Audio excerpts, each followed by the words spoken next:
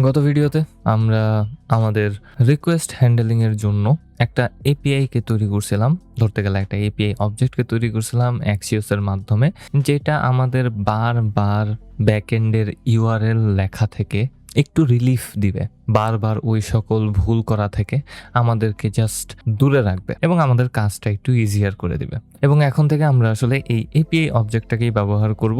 আমরা ডাইরেক্টলি অ্যাক্সিওসকে আর ব্যবহার করব না, কারণ এপিআই অবজেক্টেই আমরা সকল মেথোডোলজিগুলা পাওয়া যাব। এটা আসলে এখন কাজ করতেছে ধরতে গেলে অ্যাক্সিওসের রিপ্লেসমেন্ট আকারে। অ্যান্ড আমি যদি একটু আমাদের ফ্রন্ট এন্ড ওপেন করি, তাহলে আমরা দেখতে পারবো যে এখন আমাদের টুডুগুলা লিস্ট আউট করা আছে। আমি যে কোনো একটা টুডুতে ক্লিক করতে পারতেছি এবং সেখানে আমাদের সেই টাস্কের ইনফরমেশনগুলোকে দেখতে পারতেছি। কিন্তু জাস্ট টাস্কের ইনফরমেশনগুলোকে দেখতে পারলেই তো হবে না, আমাদের টাস্কটাকে এডিট করার একটা ওয়েও দরকার পড়বে। কারণ মাঝে মধ্যে হইতে পারে এরকম যে আপনি কোনো একটা জিনিস লিখতে চাইছেন, ডিসক্রিপশন ফুললি লেখেন নাই, অথবা আপনি টাইটেলে কোনো স্পেলিং মিস্টেক করছেন, দেখতে সুন্দর লাগতেছে না, ইনফরমেটিভ ইনাফ না, অনেক ধরনের কাহিনী হইতে পারে। এই কারণে আপনি একটা সার্টেন টাস্ককে আপডেট করতে চাইতে পারেন এবং এই কারণেই আমরা আসলে ফার্স্ট এপিআই আপডেট এন্ড পয়েন্টটাকে রাখছিলাম। সো আমি যদি একটু ফার্স্ট এপিআই সার্ভারটাকে ওপেন করি, একটু ডক্সে চলে আসবো আমাদের এই আপডেট এন্ড পয়েন্টটাকে দেখার জন্য, এবং এটা হচ্ছে একটা পুট রিকোয়েস্টকে হ্যান্ডেল করতে পারে এবং এটার ভেতরে আমরা একটা পাথ প্যারামিটারকে সেট করে দিছি, সেটা হচ্ছে আইডি। তার মানে আমরা যদি কোনো একটা নির্দিষ্ট টাস্ককে আপডেট করতে চাই তাহলে সেই টাস্কের আইডিটা অবশ্যই আমাদের পাঠাইতে হবে প্যারামিটারের মাধ্যমে, এবং এটা অবশ্যই আমাদের কাছ থেকে একটা রিকোয়েস্ট বডি চাইবে, যেই রিকোয়েস্ট বডিতে থাকতে হবে টাইটেল, ডিসক্রিপশন এবং কমপ্লিটেডটা হইতে হবে বুলিয়ান ভ্যালুতে। এবং এই সকল জিনিসপাতি আমরা সেট আপ করছি পূর্ববর্তী অনেকগুলো ভিডিওর মাধ্যমে। আপনারা যদি আগের ভিডিওগুলো না দেখে থাকেন তাহলে অবশ্যই দেখে আসবেন। আর আপনারা যদি আমার চ্যানেলে নতুন হয়ে থাকেন তাহলে আসসালামু আলাইকুম এভরিওয়ান। কি অবস্থা সবার? আশা করি সবাই ভালো আছেন, সুস্থ আছেন, সুন্দর আছেন। আমি আলহামদুলিল্লাহ ভালো আছি। ওয়েলকাম টু মাই চ্যানেল, যেখানে আমি নিজে শিখি এবং আপনাদেরকে শেখাই। আমার একটা ডিসকর্ড সার্ভার আছে, সেখানে আমি অ্যাকচুয়ালি ডাটা স্ট্রাকচার এবং অ্যালগোরিদম শিখিয়ে দিয়েছি। অ্যান্ড এই ক্ষেত্রে আপনারা যদি ওইটাতে জয়েন হইতে চান তাহলে সার্ভারে জয়েন করলেই সকল ইনফরমেশন সেখান থেকে আপনারা পাওয়া যেতে পারেন। First month completely free. Another shameless self promotion করে ফেললাম, যাই হোক। এবং ইন দিস কেস আমরা এখন আমাদের এই এন্ড পয়েন্টটাকেই ব্যবহার করব এডিট করার জন্য। সো প্রথমত আমার মাথাতে যেটা আসতেছে সেটা হচ্ছে যে আমরা যখন কোনো টাস্কে ঢুকবো তখন যেন সেখানে একটা বাটন থাকে, এডিট বাটন নামে। আমি ওই এডিট বাটনে ক্লিক করলে যেন আমরা এডিট করতে পারি। সো এই ক্ষেত্রে আমাদের উচিত এটার সেট আপটা একটু করে ফেলা। সো এই ক্ষেত্রে আমি টুডু ডিটেল ডট জেএসএক্স কম্পোনেন্টে চলে আসবো এবং সবার নিচে আমি জেএসএক্স এর জাস্ট একটা লিঙ্কে অ্যাড করে দিতে চাই এবং লিঙ্কটার ভেতরে লেখা থাকবে এডিট, দ্যাটস ইট।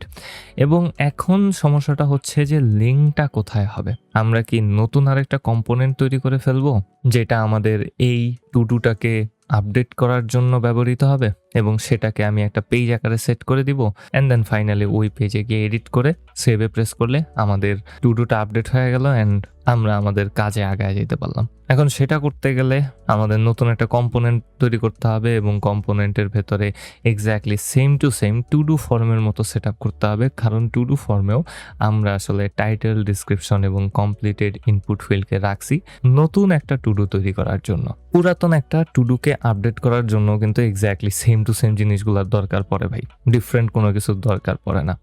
সো আমার জাস্ট মনে হইতেছে কেন না আমি নিজেকে আরো একটু টর্চার করি এবং আপনাদের ব্রেনটাকেও একটু সচল করি। ঈদে অনেক গোস্ত খাইছেন, ঘুরতে গেছেন, মনটা একেবারে ফুরফুরা হয়ে আছে।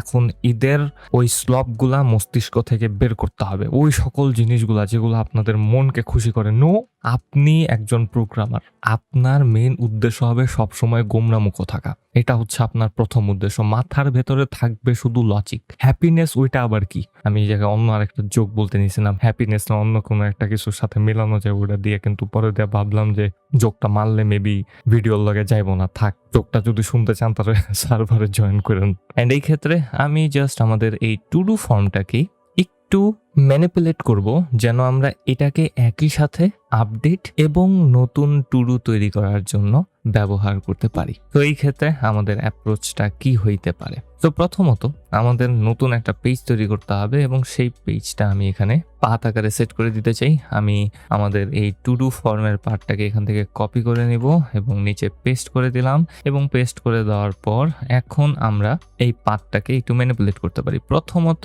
আমরা নতুন কোনো টু ডু তৈরি করতেছি না, আমরা এডিট করতেছি। এই কারণে আমি এটার নাম দিয়ে দিলাম এডিট এবং তারপর আমাদের অবশ্যই দরকার পড়বে আমাদের টাস্কের আইডিটা, কোন টাস্কটাকে আমরা আপডেট করতে চাইতেছি সেটা। এই কারণে আমি একটা ডাইনামিক প্যারামিটারকে এখানে সেট করে দিলাম যেটা চেঞ্জ হইতে থাকতে পারে।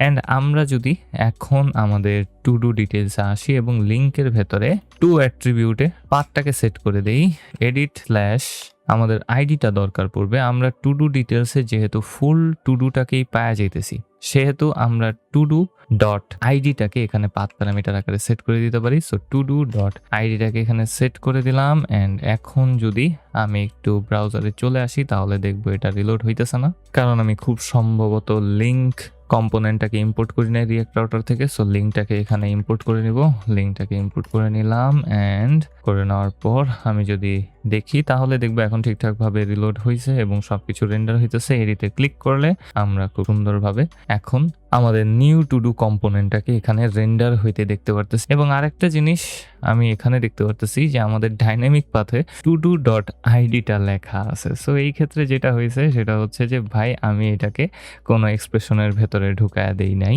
যেহেতু এটা একটা ডাইনামিক ভ্যালু হবে সেহেতু আমাদের আইডি ভ্যারিয়েবলটাকে এখানে একটা এক্সপ্রেশনের ভেতরে ঢুকায় দিতে হবে, কিন্তু আমরা স্ট্রিং এর ভেতরে তো এক্সপ্রেশন দিতে পারি না। এই কারণে আমাদের স্ট্রিংটাকে একটা জাভাস্ক্রিপ্ট টেমপ্লেটে রূপান্তর করতে হবে। সো এই ক্ষেত্রে আমি কোটেশন সরায়া ব্যাকটিক্স দিয়ে দিব এবং টু ডু ডট আইডির আগে একটা $, তারপর একটা সেকেন্ড ব্র্যাকেট অ্যান্ড তার ভেতরে আমি টু ডু ডট আইডিটাকে দিয়ে দিতে পারি।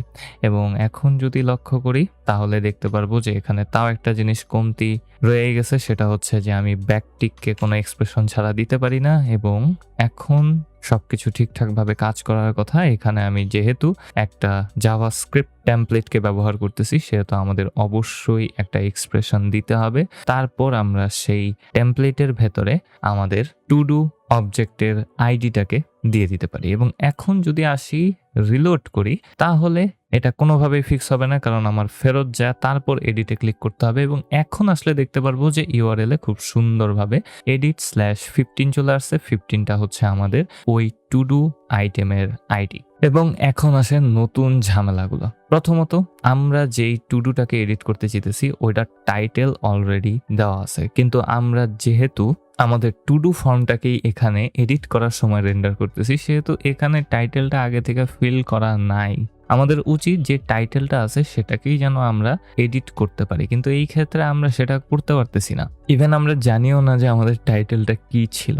সো আমাদের আসলে আমাদের এই 15 আইডি বিশিষ্ট টাস্কটার ইনফরমেশন লাগবে, যেগুলো দিয়ে আমরা এই ফিল্ডগুলোকে আগে থেকেই পূরণ করে রাখতে পারবো যেন ইউজাররা ওগুলাকে এডিট করার মাধ্যমে আপডেট করতে পারে। সো এই ক্ষেত্রে দুইটা অ্যাপ্রোচ হইতে পারে। প্রথম অ্যাপ্রোচ, আমরা ব্যাকএন্ড থেকে ডাইরেক্টলি ডাটাকে নিয়ে আসব এবং তারপর আমরা আসলে আমাদের এই টাইটেল ডিসক্রিপশনগুলোকে পূরণ করে দিব ওই ডাটাগুলো দিয়ে।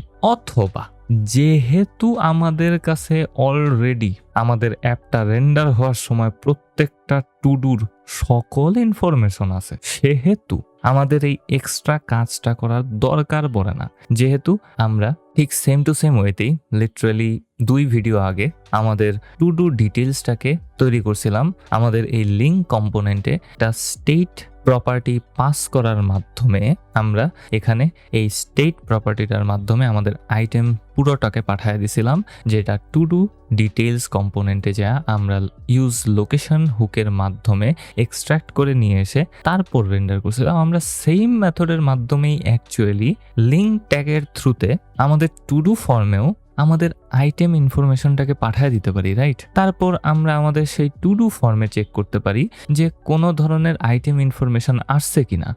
যদি কোনো ধরনের আইটেম ইনফরমেশন আইসা থাকে তার মানে আমরা এডিটিং মোডে আছি, রাইট? যদি না আইসা থাকে তাহলে আমরা জানি যে আমরা নতুন টু ডুকে তৈরি করতেছি।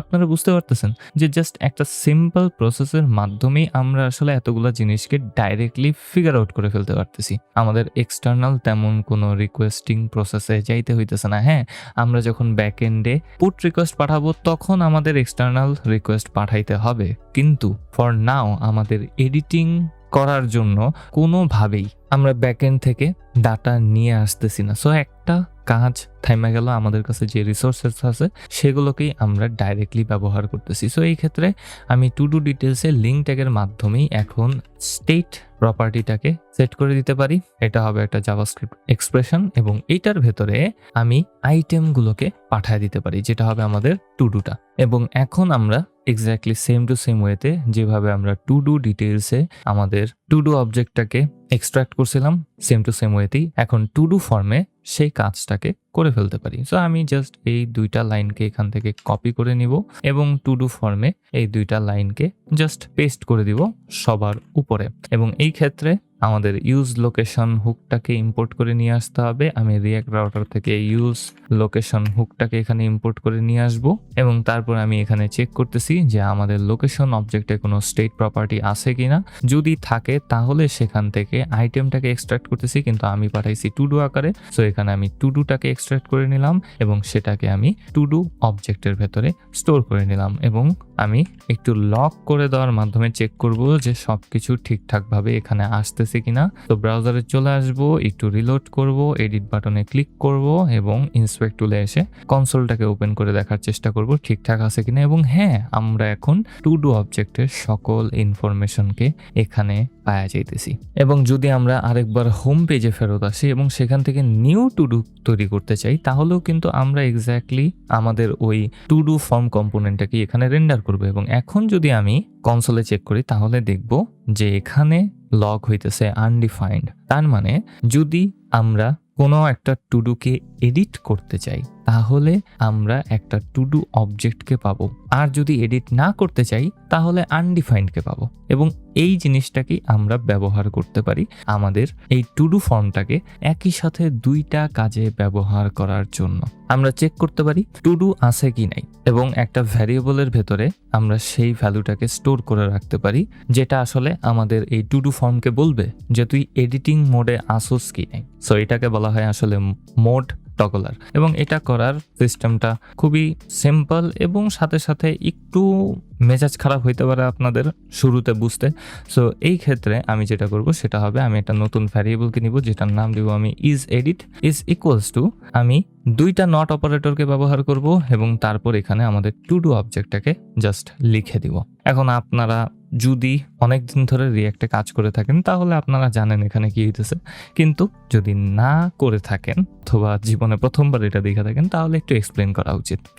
ধরেন আপনার টু ডুতে কোনো একটা ভ্যালু আছে, ধরে নিই এটার ভেতরে আমার নামটা লেখা আছে এবং আমি কি করতেছি, আমি এই টু ডুটার আগে নট অপারেটর ব্যবহার করার মাধ্যমে আমি এইটাকে উল্টায় দিতেছি এবং বাই ডিফল্ট কোনো ধরনের ভ্যালুর এক্সিস্টেন্সই হচ্ছে লিটারালি ট্রু কে রিপ্রেজেন্ট করা এবং এটাকে বলা হয় একটা truthy value. So in this case আমরা যদি টু ডুতে কোনো কিছু পাই তাহলে অটোমেটিক্যালি সেটা একটা ট্রুথি ভ্যালু হবে, তার মানে এটা আসলে ট্রু ভ্যালুকে রিপ্রেজেন্ট করবে। এবং আমি যদি সেটাকে উল্টা দেই তাহলে এই ট্রুটা হয়ে যাবে ফলস এবং তারপর আমি আরো একবার সেটাকে উল্টায় দিতেছি, সেটা হয়ে যাবে এখন ট্রু।